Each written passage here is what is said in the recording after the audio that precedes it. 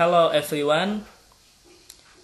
In this video, I would like to share with you some tips and strategies on how to write research paper. Well, in recent days, I have received several questions regarding on how to get published in a journal. Some colleagues, friends, and also lecturers share with me on how to write a research proposal, because some of them are intending to continue the study in overseas, in which they have to formulate a research proposal first to contact supervisor. Besides, some students also question on how to write an assignment paper. So, if you have an assignment paper, or you have a research proposal to write, or you want your writing to get published in journal, so this video fits with your objective. So you have to watch it till the end of the video.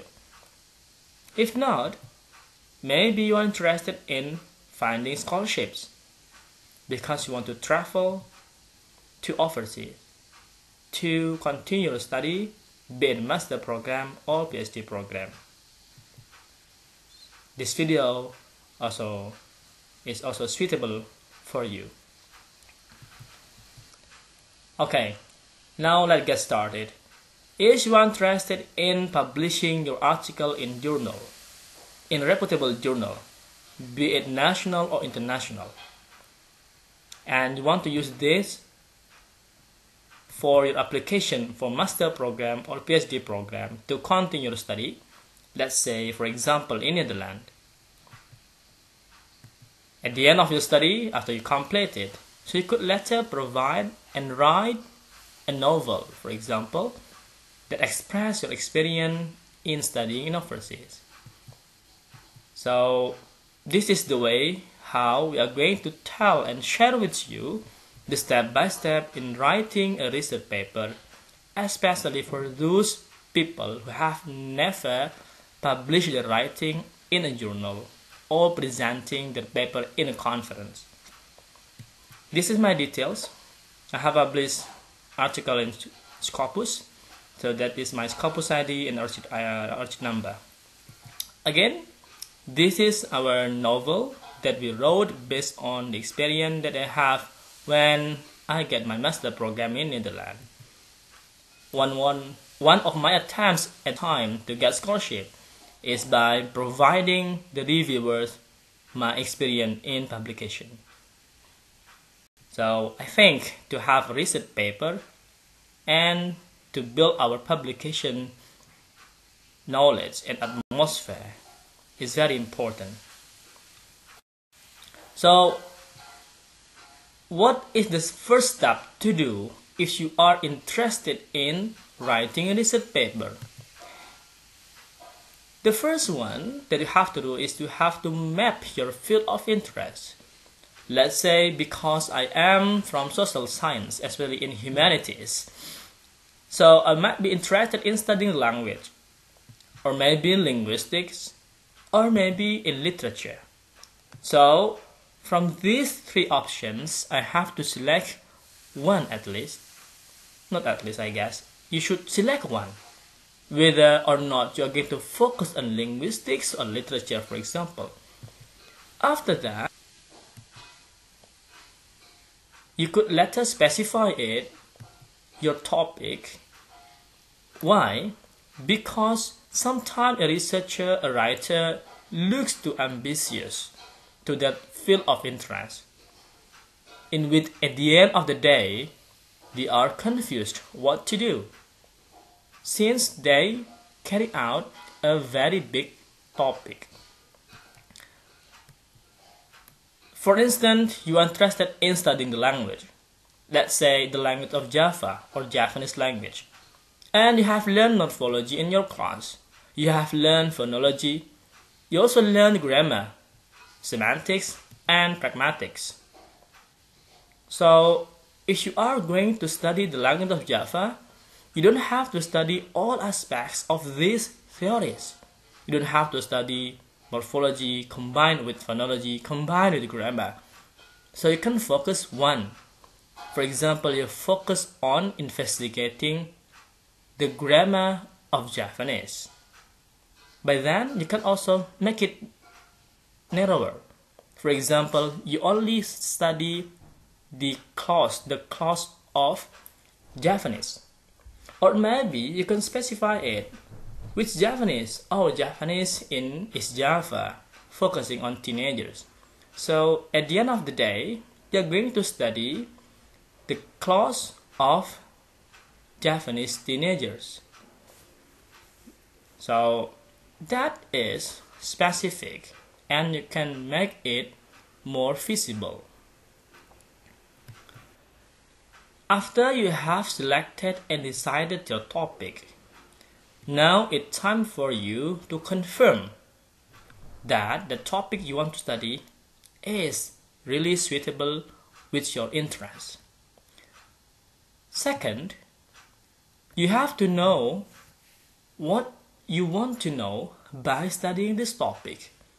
For example, what you want to know by studying the content clause of Japanese teenagers' language.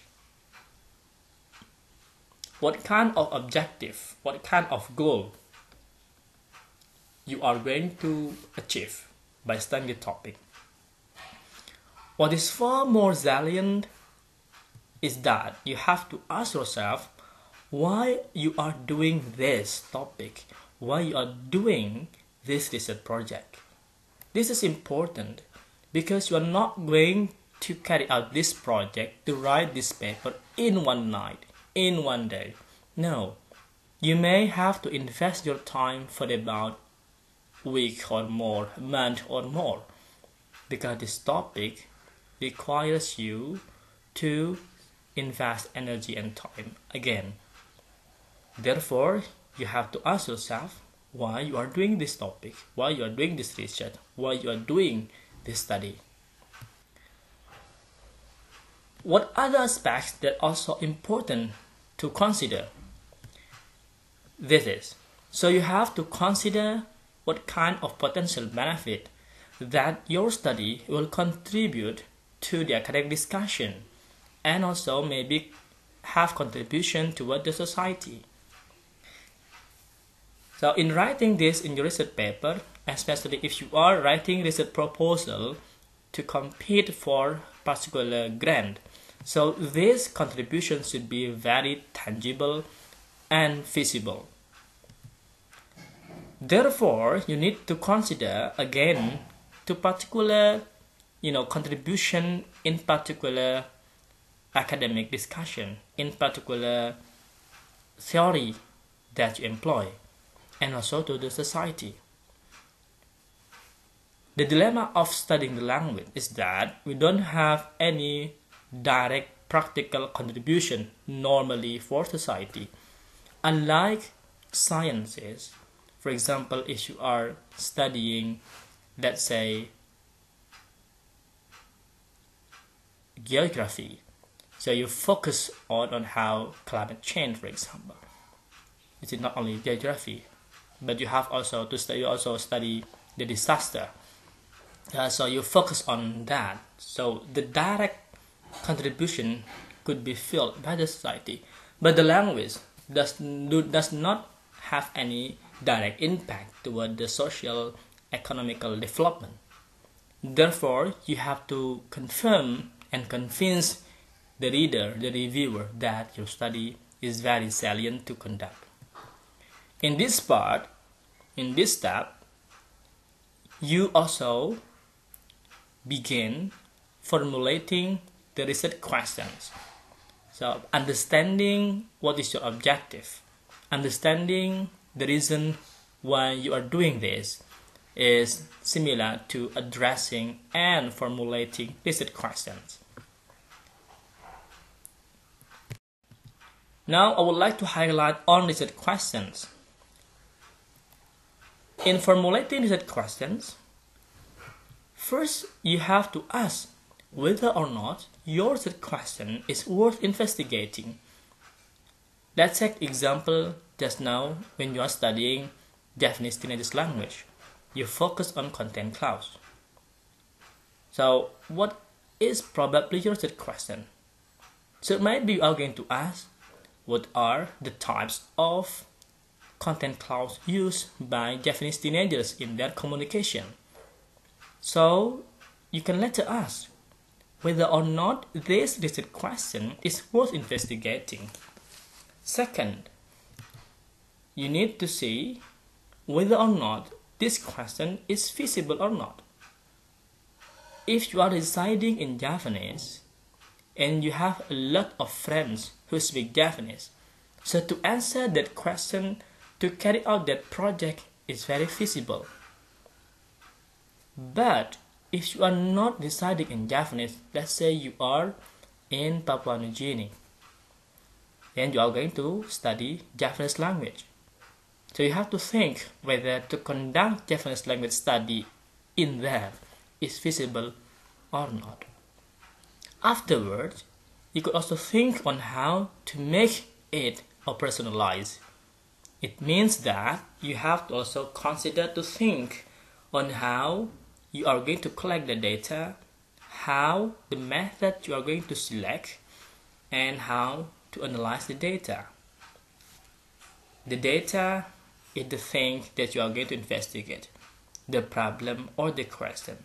Therefore, all of this should be considered when you are formulating your research questions. So this is the first step on how to write a research paper.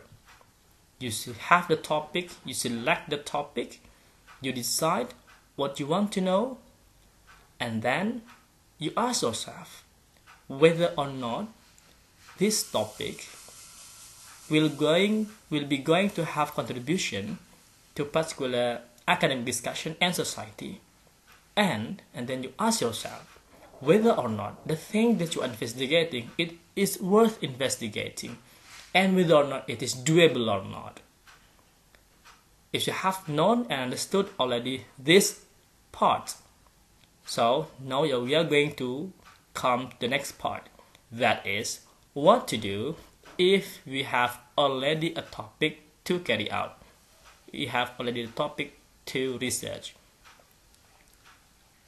So we're going to that topic in second video. Thank you and see you.